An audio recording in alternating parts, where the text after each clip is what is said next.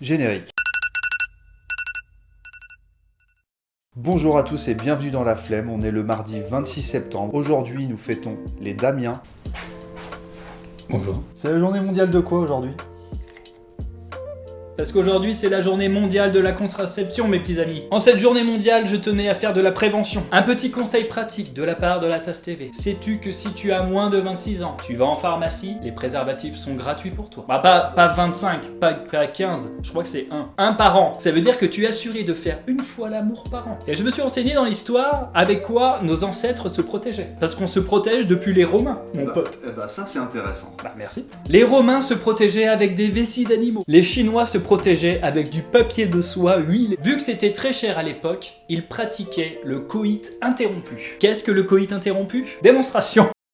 En quoi consiste le coït interrompu ? C'est très simple mon ami, tu pratiques le coït. T'es là, tu coïtes. Dès que tu sens que t'es à l'apothéose du coït, c'est-à-dire quand la cocotte minute est au point de faire tourner le sifflet, tu te retires et tu laisses partir la joie de vivre où tu peux, mais pas dedans. Est-ce que c'est assez imagé pour toi ou est-ce qu'on met des images ?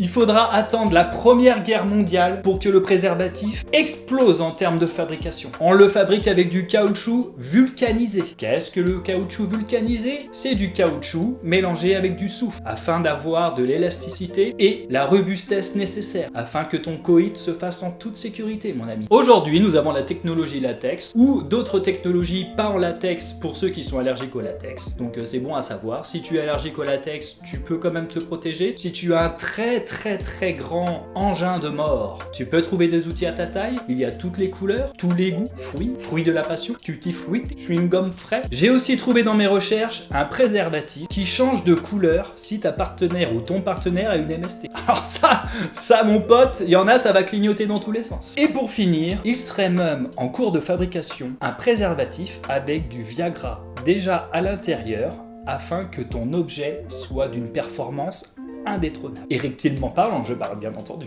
Le petit message prévention qui fait plaisir. Je vous rappelle que le préservatif n'est pas juste fait pour ne pas avoir d'enfants, c'est avant tout un moyen de protection contre les IST, les infections sexuellement transmissibles, et les MST, maladies sexuellement transmissibles. Voilà, c'était mon discours paternaliste, avec des dates et avec des petites informations plutôt croustillantes. T'es fier de toi d'avoir mis des dates, hein. En vrai, j'ai bien travaillé. Ouais, je suis assez... Je m'élève. Je trouve que je monte de niveau un petit peu dans la Tasse TV. Félicitez-le en commentaire s'il vous plaît. Ah ouais, s'il te plaît, fais pas le rat. Je te laisse dès à présent lancer la suggestion musicale. Ouais, carrément. Moi, j'ai autre chose à faire. On aurait dit je pesais 2 tonnes.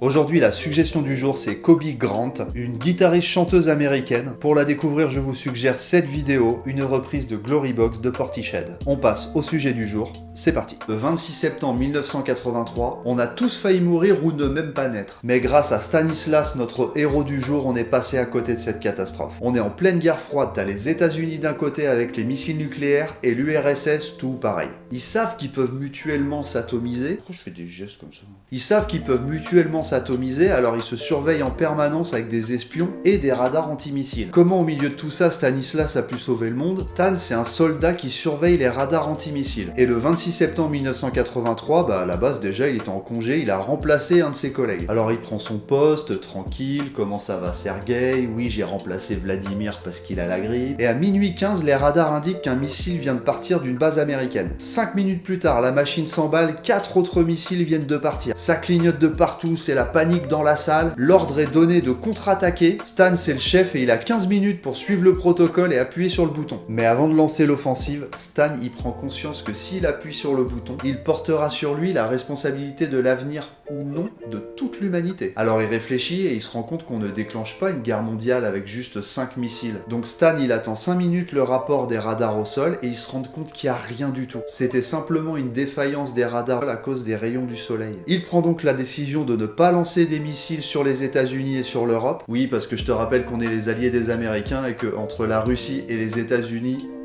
il y a nous. Pour ne pas avoir suivi le protocole, Stanislas sera rétrogradé et suspendu temporairement par sa hiérarchie. Tout ça restera secret jusqu'en 1998. En 2004, il recevra le prix du World Citizen pour son non-geste, en fait. Stanislas Petrov nous quittera le 19 mai 2017 et proclamera toute sa vie qu'il n'est pas un héros. Voilà. Et au XVIIIe siècle, on fabrique des préservatifs avec des boyaux d'animaux. Putain, c'est